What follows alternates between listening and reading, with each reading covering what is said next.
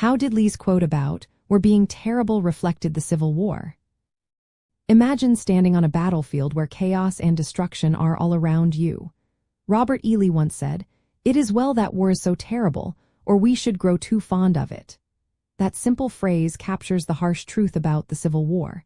It was a conflict filled with bloodshed, suffering, and heartbreak. Lee, as the leader of the Confederate Army of Northern Virginia, saw firsthand how brutal the fighting could be.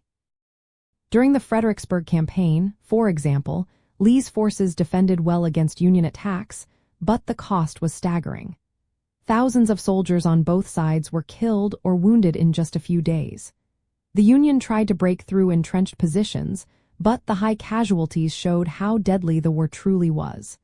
Lee's quote reflects this reality: even victory came with a heavy price. The Civil War was not just about battles. It was about families torn apart and communities shattered. Lee understood that war's destruction went beyond the battlefield. He mourned the loss of the Union and the suffering it caused. His words reminded us that war's terribleness is what keeps it from becoming a game or a sport.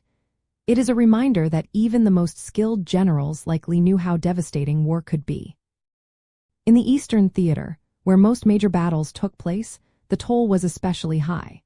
Battles like Fredericksburg, Chancellorsville, and Gettysburg all showed how costly fighting could be. Lee's leadership was marked by a sense of duty, but also by the sorrow of knowing that each victory came at a terrible human cost. His quote hints at this bittersweet truth: war can be necessary, but it is never easy or without suffering. Lee's words also serve as a warning. They suggest that war's terrible nature should make us think twice before rushing into conflict. After the war, Lee called for reconciliation and rebuilding, emphasizing peace over continued fighting. His statement about "we're being terrible" reflects a deep understanding of its destructive power, both physically and morally. It reminds us that even in victory, the cost is often too high, and that war's true nature is one of tragedy and loss.